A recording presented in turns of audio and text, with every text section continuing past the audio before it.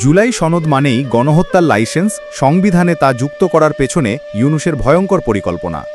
২০২৪ সালের তথাকথিত জুলাই যোদ্ধাদের নাম ব্যবহার করে একটি সহিংস রক্তাক্ত নৈরাজ্যিক ঘটনা বাংলাদেশে সংগঠিত হয়েছিল, যার ভয়াবহতা ও পরিণতি এখনও জাতির মানসপটে তাজা। পুলিশের রক্ত, জনগণের কান্না, রাষ্ট্রীয় সম্পদের ধ্বংস, আইনের শাসনের বিপর্যয়, এই সবই সেই তথাকথিত জুলাই বিপ্লবের আসল মুখোশ।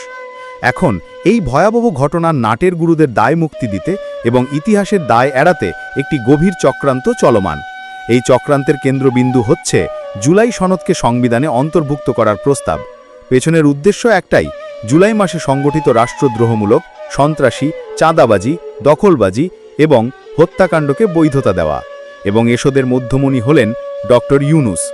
ডক্টর ইউনূসও তার অনুগামী এনসিপি জোট বুঝে গেছে দেশের আইনি কাঠামো তাদের পক্ষে নয়। সুপ্রিম কোর্ট ইতিমধ্যেই পঞ্চম ও সপ্তম সংশোধনী বাতিল করে সামরিক শাসন ও অসাংবিধানিক ক্ষমতা দখলকে রাষ্ট্রদ্রোহিতা হিসাবে আখ্যা দিয়েছে। সংবিধানে অনুচ্ছেদ ৭ ক যুক্ত করে যে কোনো অবৈধ ক্ষমতা দখলকে করা হয়েছে ফৌজদারি অপরাধ।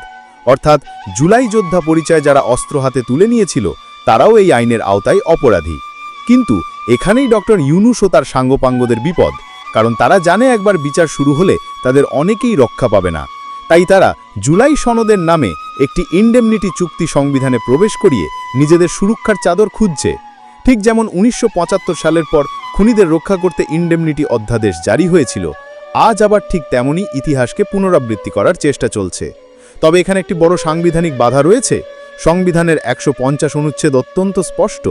কেবলমাত্র ২৬ মার্চ ১৯৭১ থেকে ১৬ ডিসেম্বর ১৯৭১ সময়কালকেই অন্তর্বর্তীকালীন হিসেব ধরে অতিরিক্ত বিধান যোগ করা যাবে, এর বাইরে কিছু সংযোজন করা যাবে না।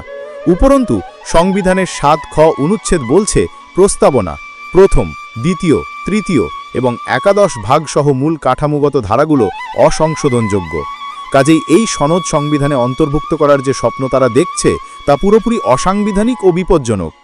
এত স্পষ্ট সাংবিধানিক বাধা থাকা সত্ত্বেও কেন তারা এই পথ বেছে নিচ্ছে?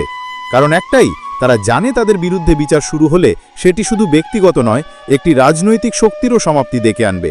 তাই জুলাই যোদ্ধা নামক ছদ্মবেশে তারা নিজেদের অপরাধকে বীরত্বে পরিণত করতে চায়। কিন্তু জাতি কি এতটাই স্মৃতিহীন? যারা রাষ্ট্রদ্রোহ, সন্ত্রাস, লুটপাট, খুন, চাঁদাবাজি করেছে তাদের কি যোদ্ধা বলা যায়? না, এরা যোদ্ধা নয়, এরা ষড়যন্ত্রকারী, ক্ষমতালোভী, ইতিহাস বিকৃতিকারী।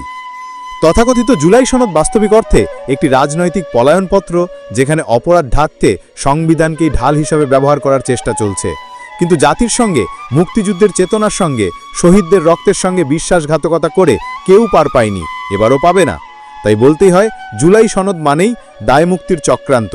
ইউনূস চায় সংবিধানকে ঢাল বানিয়ে অপরাধীদের রক্ষা করতে, কিন্তু এ চক্রান্তের পরিণতি ভয়াবহ হবে, কারণ ইতিহাস সবকিছু লিখে রাখে এবং বিচার একদিন হবেই।